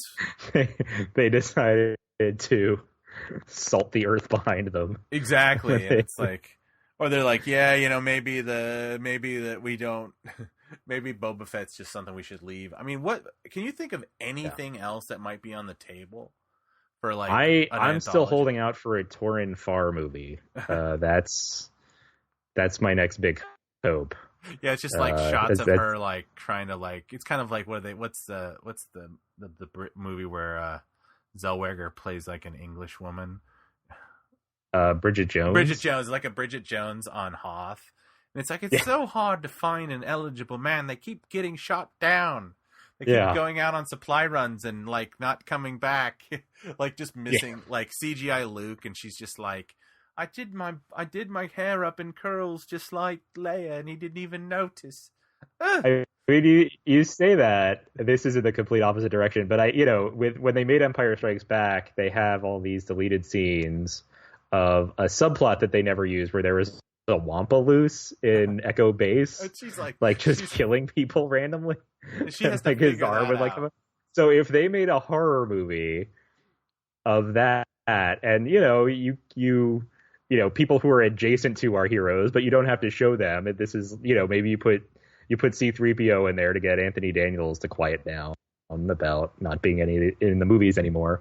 So you put him in there at R2-D2. You've got a new guy manning R2-D2.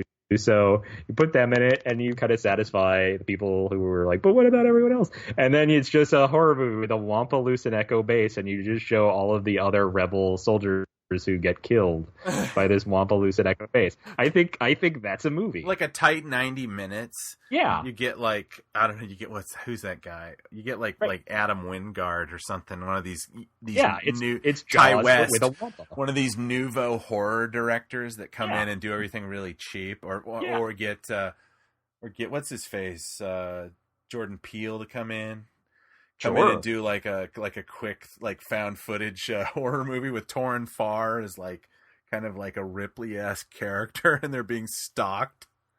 That would actually be that would be an interesting comic book. It wouldn't be. I don't think it'd be a very good movie, but it actually might be. Oh, come on, Jaws, but with a Wampa. That's a great movie. Yeah.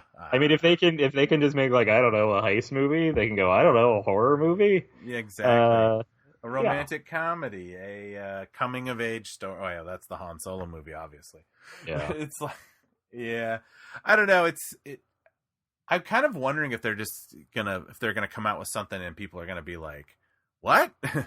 Like something like, if they're doing a Han Solo movie and there's a lot of a lot of thoughts about Carrie Fisher. What if they're going to come out with like a young? I mean, no, I know they're doing a book, but what if they came out with like a 12-year-old like Leia book and they got that? Did you ever watch Stranger Things? I did not. Well, the girl that's on that kind of the star of it, she looks a lot like the young. I guess a character's called 11. She looks a lot like Carrie Fisher. So it's like she's that perfect age to do like a Carrie Fisher like young senator from Alderaan kind of thing. Yeah. If they wanted to go back. And apparently I have something scroll down my Twitter timeline. I guess one of the new, I don't know if it's the new Leia book that's coming out or if it's something that's already been out where Leia refers to herself as, kind of the adolescent Alderanian equestrian champ. When she was growing up, and so there was like, all right, I need a series of middle grade books about horseback riding Leia's adventure. So yeah, we could make a horseback riding Leia. I don't know if I actually want to see that. National Velvet, but with Leia, sure. But eventually one of these movies. I'm full of terrible ideas. One of these movies Lucasfilm hired me yet. Eventually one of these Star Wars movies is going to come out, and we're just going to be like, I can't do this. So I think we're going to have to make peace with that. It might be the Princess Leia horsey movie where she's like riding horses and stuff. And it's like, I mean, that's fine. It is a kid's movie. There's an audience for it. Yeah, definitely. It's like, they can't all be appealing to a 44-year-old man. I guess I have to make peace with that. So these anthology, I'm joking, but I'm not. Movies. Like I'm joking, but I'm not joking. And to be honest, these anthology movies are probably the best opportunity if they wanted to do something like that. Because I know they've been obviously with the kind of the Forces of Destiny. They've been making a more push towards young girls and stuff like that, which so eventually, some do eventually kind of go like, hey, this is kind of like a guy's thing, or it doesn't feel welcoming. So maybe they are thinking something like that. I mean, again, total speculation. I don't have any evidence to that. I'm just thinking like as far as the markets of people that haven't been really directly appealed to, that might be an untapped kind of thing. If they make if they make something like a high adventure kind of thing for young kids, it could have something out there. I mean, there's definitely something.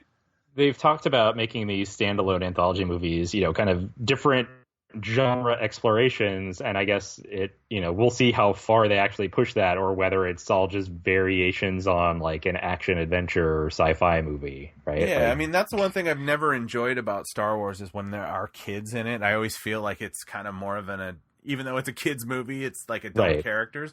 But, something like The Goonies, there's not like movies like that out where it's like, that's one of the few movies I liked as a kid where I'd be like, okay, there's other kids doing cool stuff. And I don't just kind of roll my eyes and go, I hate these kids. Whereas, that's a big problem when that's like, you watch some movie and it's got some whiny kid and you're like, I don't like this movie. Mm-hmm. But again, I don't know. How do you say short round in Huttese? Exactly. I think it's just short round, but yeah. But yeah, I mean, like I said, they've got it again. It might be we might be surprised. It might not be. It'll probably be a character we know, but it might not be necessarily the story we think we're getting, kind of thing. Right. But yeah, I haven't really heard them possible. talk about it. So yeah. Other possible movies on the horizon apparently include Spaceballs 2. So Mel Brooks was interviewed recently, and he said the fact that they're making all of these new Star Wars movies has apparently led to talks about with him and whatever movie studio has the rights to it or whatever. Warner Brothers, I don't know. He's been talking to some folks about possibly making Spaceballs 2, which would be right, so John Candy is no longer with us, so they would probably have to find a whole new cast, and maybe Bill Paxton. God dang it, Bill Pullman. Sorry, Bill Paxton. Bill Pullman, maybe they bring him in to play like a Han Solo in Episode 7 kind of role. But I mean, I don't know. Spaceballs was fine. People love it. It's fine. It's certainly not the best Mel Brooks. I mean, it was Mel Brooks like right on the cusp of, he's still making movies that have enjoyable moments to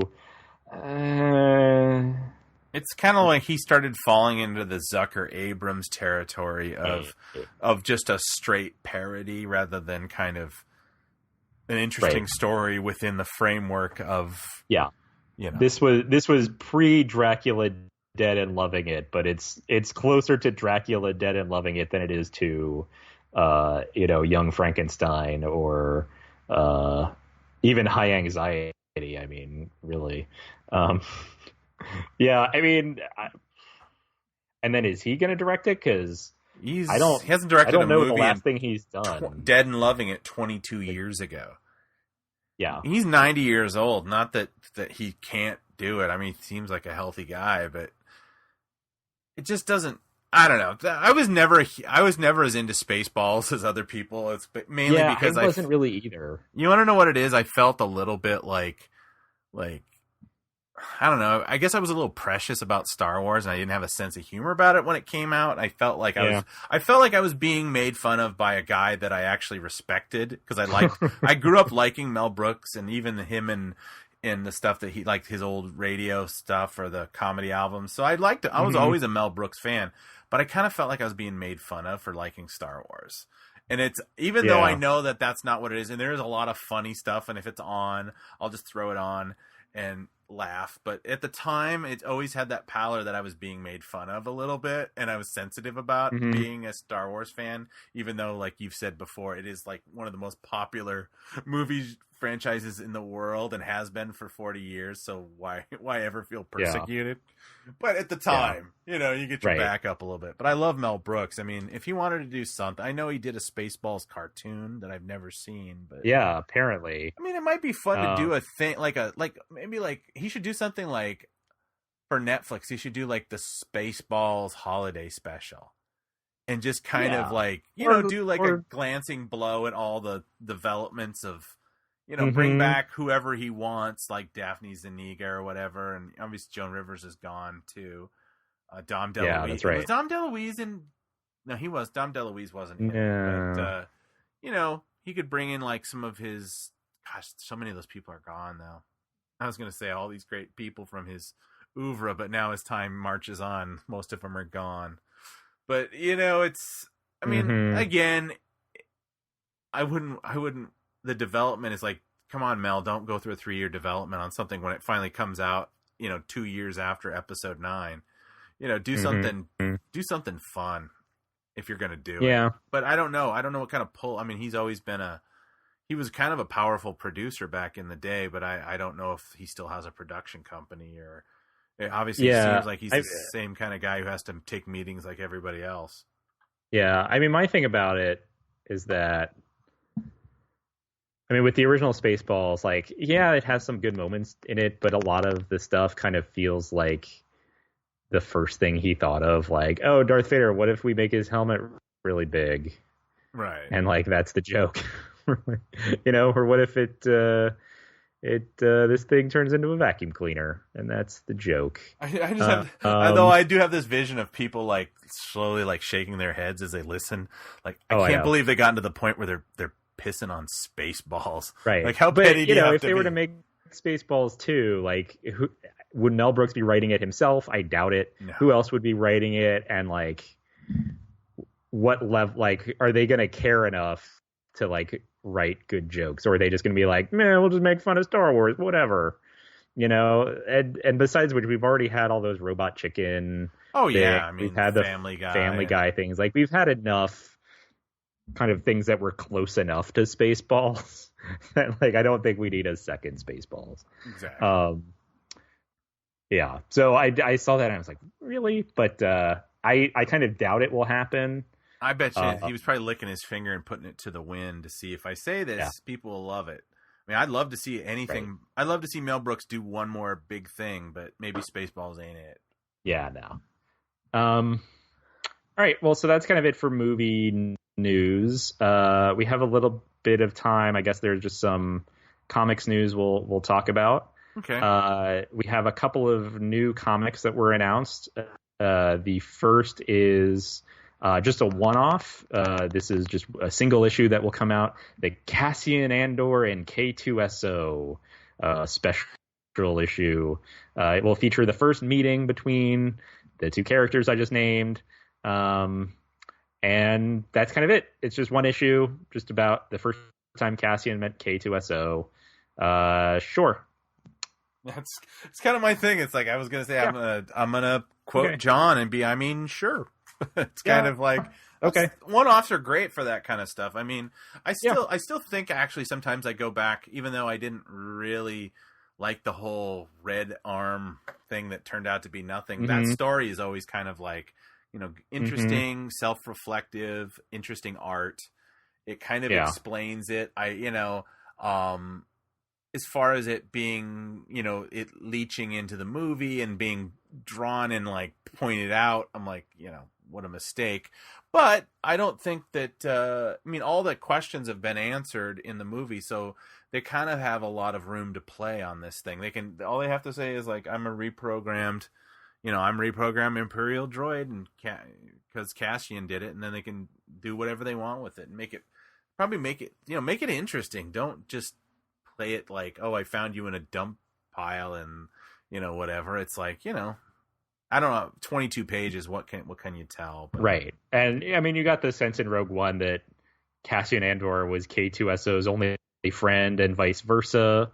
And so, like, why is that the case? And I'm sure we'll learn a little bit.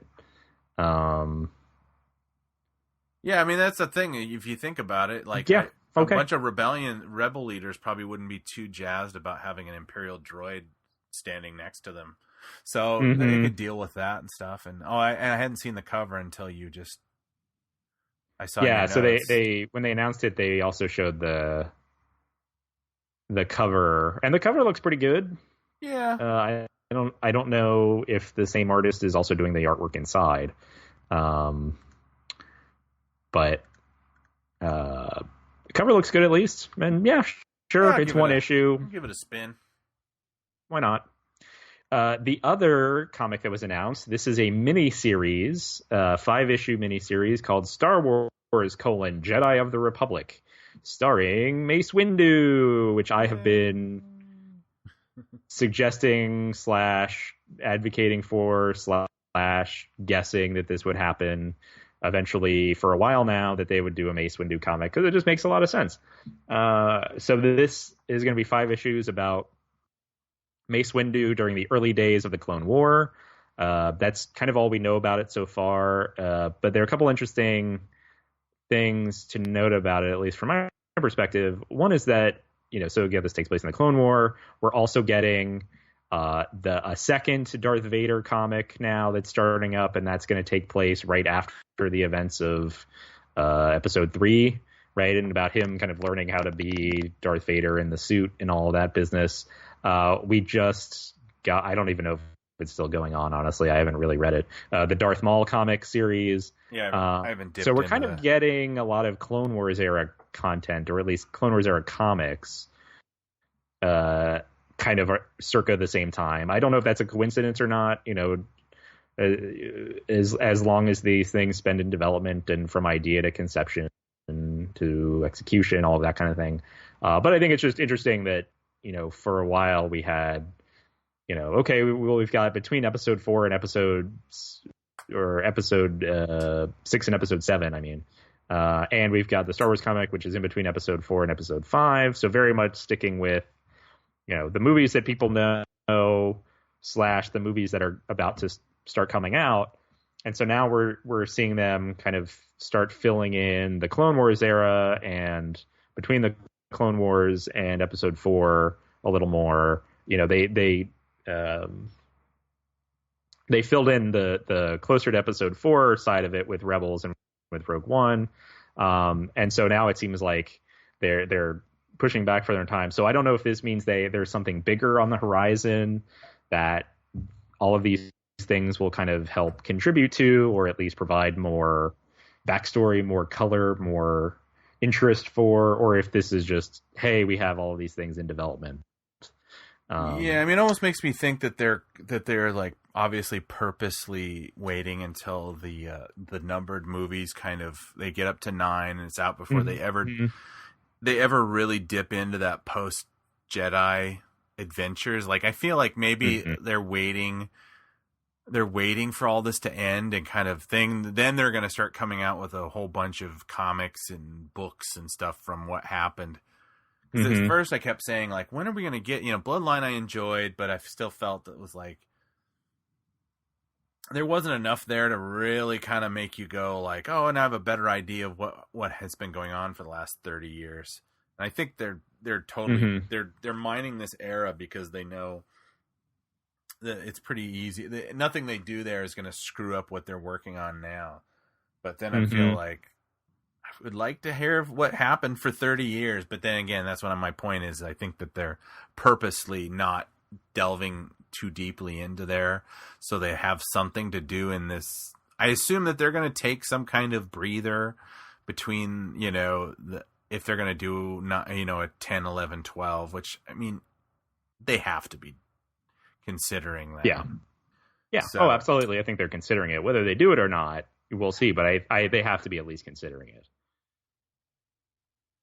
Sorry, that's all I had on that. The other thing I thought was interesting about the Mace Windu comic is that it's not actually called Star Wars Mace Windu the way that, Star Wars Darth Vader or the Darth Maul or Obi-Wan and Anakin, those are named after the characters.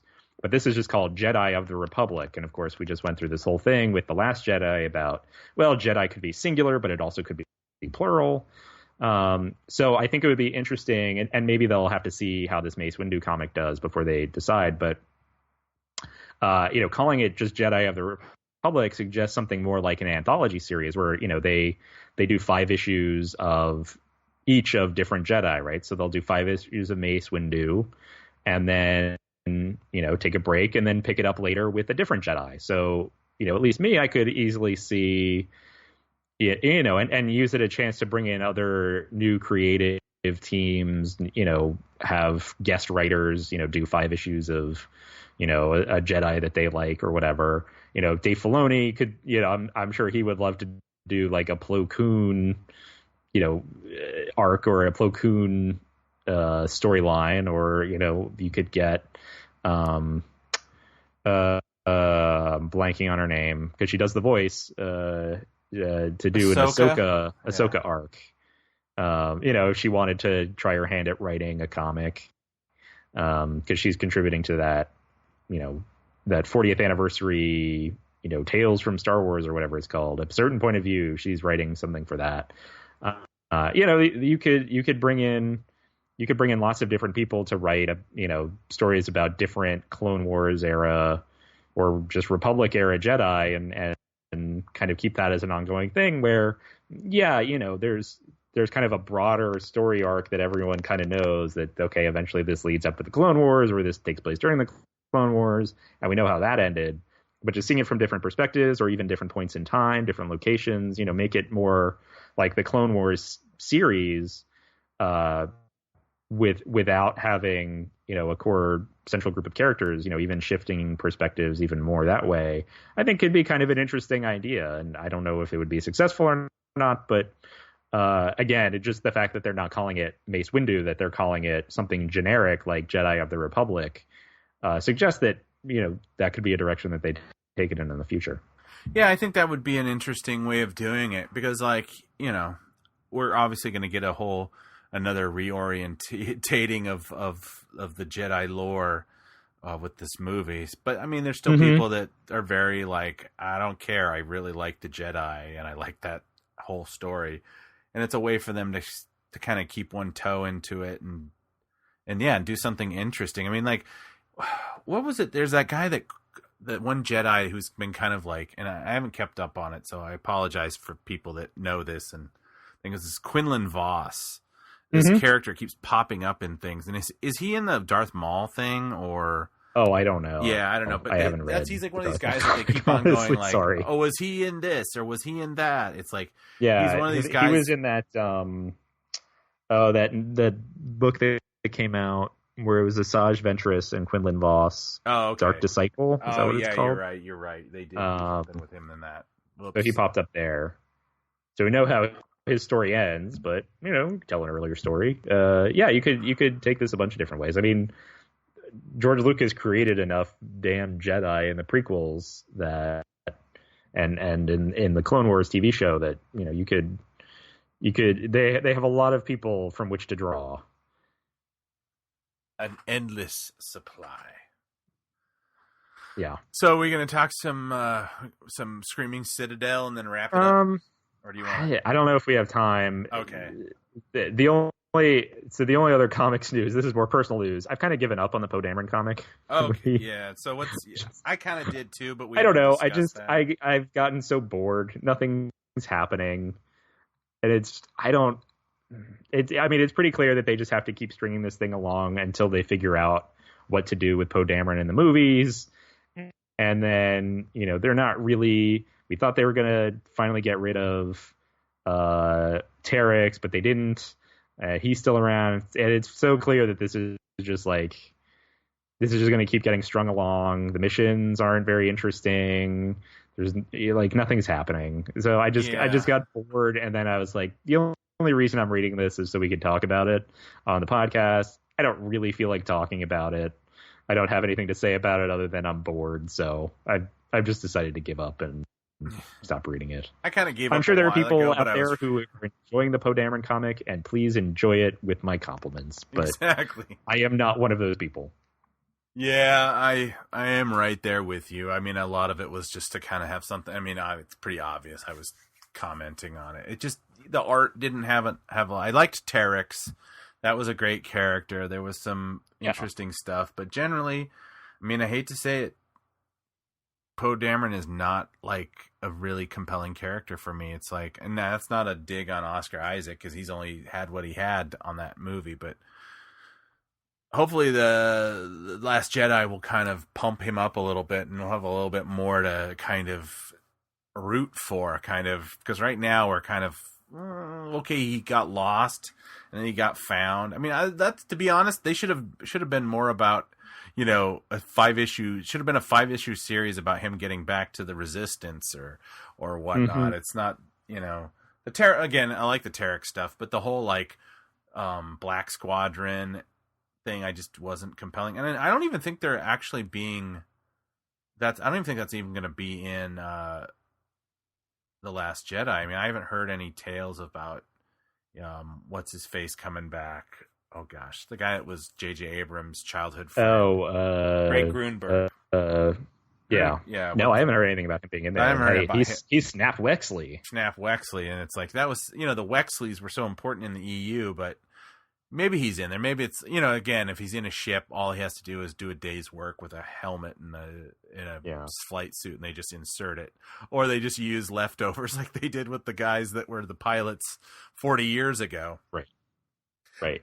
I mean, even so, I guess I'll talk about it a little bit, right? So recently, a couple issues ago, they killed off a character, and I'll just spoil it for people because I don't care. Lulo, who was previously seen in the Shattered Empire miniseries, right? He was a friend to Poe Dameron's mother. He was her like commanding officer or whatever, and so he was kind of that tie to Poe Dameron's past, and he ends up getting shot down and killed in a dogfight or something, and so he dies, and it's like it just didn't register at all with me, and they completely they underplayed it. It was like they were trying not to underplay it, but they kind of ended up underplaying it. It was like, well, that guy died.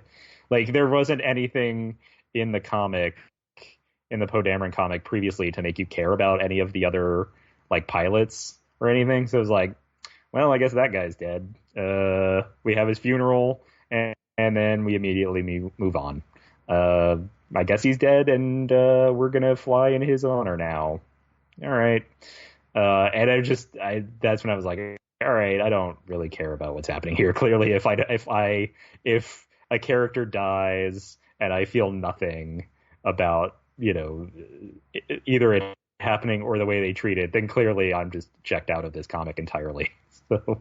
Yeah, they really missed a chance. Like, and again, I don't remember who writes this, and I'm not disparaging them, but it's Charles Soule. It's Charles Soule. Sorry, Charles. Who previously wrote the Lando comic and the Obi-Wan and Anakin. Comic. Well, I mean, I like those. I mean, I like the Lando better than the Obi-Wan thing, but so I don't know. Maybe again, it's like that thing I was having this conversation with somebody about why I didn't really enjoy Thrawn as much as I'd hoped. And, a lot of these big writers, they come on and then you find out in retrospect, their hands are tied a lot about what they can and can't do with these characters.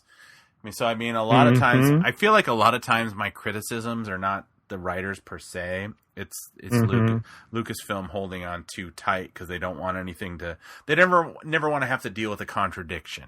And I feel like with this EU stuff, I know that people had kind of said like, oh, the EU got so muddied in the thing, and it's a good thing. And I think it's a good thing they rebooted it too. But I also feel like, as long as you have levels of canon, like you don't make pamphlets in RPGs at the same weight as a novel. I think you can. Contradictions are just part and parcel in telling a larger story. I mean, Doctor Who and Star Trek have all dealt with this kind of things, and it's like, yeah, you can kind of just play fast and loose. But I guess Lucasfilm's whole thing is they just want to have like this huge holistic approach to Star Wars now. But I feel like when you give a writer a little bit more latitude, and you get more interesting stuff, and it's like, well, it's not consistent. Well, people aren't always consistent. So, and it's also supposed to be fun. I'd actually rather have a little bit more fun than have it be like adherent. It's like, I don't know. I turfed out on that one kind of early on and just kind of kept along to have something to talk about on the show. But it's like, yeah, there's the regular Star Wars title, I think, is kind of finding its footing. I mean, Afra's a lot of fun, which we'll review next week. And I'm really curious about this new Darth Vader, because I felt like that was a one that was really going in the right direction, but then they started it and go, oh, I wonder if that's a thing where they're like, oh, things are going so well, we don't want to run out of stuff to tell. Let's stop and move it back a few years. And I'm like, that might have been a mistake, but I haven't put out anything yet, so who knows? That could be great. But I was starting to at first I was like, wait, this Darth Vader's weird. But now I'm like, no, I kind of like this thing, because it's like, it's the closest thing that reminds me of some of the ridiculous old Marvel stuff. But yeah. So, I guess we could probably wrap that up, huh? Yeah, so, Robert, I'm not going to let you off the hook. Oh. You said you had a theory that you would save to the end of the show. So, yeah. So if you don't want to hear Robert's theory, thank you for listening, and we'll see you all in the future. Robert, what's your theory? Okay, so I don't know why I get, and like I said, I presented it to some other Star Wars fans last night, and they didn't like it. So it was like your focus group was they were not like positive. They were kind of like, they immediately called out some stuff and said, oh, but no, it's this and that, and kind of blunted my saber a little bit. But I'm going to stick to it because I want to get it out there. So if I'm right, then I'm right. And if I'm wrong, you'd be like, oh, he's always wrong. And it's like, no, nothing ventured, nothing gained. So there's going to be a big twist in episode 8. Uh-huh. And my theory is, I think I know what the theory is. And has a lot to do with stuff that Mark Hamill has said, little things from the trailer. But then again, this is so kind of out there, it doesn't really fall within the realm of the range of stuff in Star Wars. But still, here's my dumb theory. I think Luke killed all of his own students. And that's the big twist we're going to find out. And that, that it was like the Knights of Ren got there and they were all dead already. And that would be interesting. And it was either because of something that happened or something that he just something he couldn't control and he caused this to happen. Which I didn't say to the people last night. So if anybody's re-listening, I didn't, just the thing where he's like, I don't know, like some kind of, he was communing with the Force or he was doing something and he realized he was dealing with a power. Either he did Bodo that. Baz, the spirit of Bodo Baz compelled him. Yeah, or it's just a thing where he would rather have killed his students than have something happen to him that's external to it. But it's only because I was kind of rewatching the Force vision that Rey has, and just the idea there's only one shot where actually somebody is killed in the brief flashback to the Jedi Temple, and it's Kylo Ren. Obviously, we think it's Kylo Ren's sword going through a person that's actually swinging down towards Rey. Although I don't know if in the dream that she's supposed to have an effect. I mean, somebody brought up, rightfully so, that might have been proof that Rey had actually been there, and it's like that she was the one person that Kylo couldn't bring himself to kill, and that's why he's killing somebody instead of it swinging at her, and she's just remembering it. But I don't know, there's just something about it that just, this thing when he says to Ryan, it's like, I fundamentally disagree with the thing that you had for my character. And it's like, what could that be? It's like, could he be more like, what could bug? And even so, they go, well, does Luke go to the dark side? And he kind of goes, anything's possible. And he didn't come out and say, well, Luke is obviously, I don't know how much of this is the oppression of the Disney Corporation saying, don't say anything in either direction. But it just, there's just enough there that makes me think that, this is more than just him simple failure. It's it's a kind of a guilt thing where he was just like, I'm going to leave. Yep. And it's like, people go, well, Han, in the thing, Han says that Kylo Ren went bad, but it's like, yeah, but Obi-Wan sat there and told, Luke that his father was killed by Darth Vader. I mean, Jedis lie. They tell lies because of the thing. And in some ways that could fit in, this is why the Jedi have to end, because it's like, I'm just replicating all the bad ideas that my father did and all the bad ideas that Obi-Wan and Yoda had. And I've got to step up. And I just feel like if they're going to reorientate the Force kind of in this, that maybe they're going to reorientate how we think about Luke, and maybe this idea that there's something wrong with the Skywalkers because we're all conceived of, we're all partly conceived from the midichlorians, and we don't know if it was the Emperor who did that or Darth Plagueis, if they're even going to go with that idea. Although it's still canon because it's in a movie, but I'm stepping outside the book. It just makes me think, not that Luke's going to be the villain of this movie or anything like that, but I think it's going to be like that thing where they're going to disclose that Luke was actually more instrumental to this than we want to believe. Yeah, not necessarily outright he's angry killing people, but he's definitely personally involved in the destruction of his own temple. Yeah, I could see that. I mean, I haven't seen anything that would discredit that or contradict that. Yeah, nobody. And it's mainly because there's not a lot of information, so I'm speculating heavily. But yeah, I think that's definitely a possible. I mean, I'm not putting any told money to expect on it. Twists. putting my podcast reputation on it partly. I guess we'll find out in December. Or you can ruminate on it like another listener, and you can email us at hosts. Yep. It's host with an S at talkingbirdcast.com. Just tell us to say, God, Robert, he's lost the plot. Or you could just say, hey, thanks for the podcast. Whatever. Questions, comments, blah, blah, blah. We're also on Twitter at talkingbirdcast. We have a website, www.talkingbirdcast.com. We also have one of those Amazon affiliate links, and we love it when you use it because it helps out the show a little bit. It's www.talkingbirdcast.com/Amazon, and it's just pretty straightforward. It just kicks back a percentage of what you spend on Amazon to the show. It doesn't cost you anything extra. Did you have anything you wanted to add, John? No, thank you again for listening. I guess next time you hear us, we'll probably be talking about the Screaming Citadel comics crossover. So if you have any thoughts on that, if any feelings to share, send us an email about that too. Yeah, I just definitely we're obviously not going to review it this week, but I would say give it a shot. Go. It's Screaming Citadel 1 and Star Wars 31 are the first parts of the story. Doctor, whatever the next Doctor Aphra, it ties into Aphra.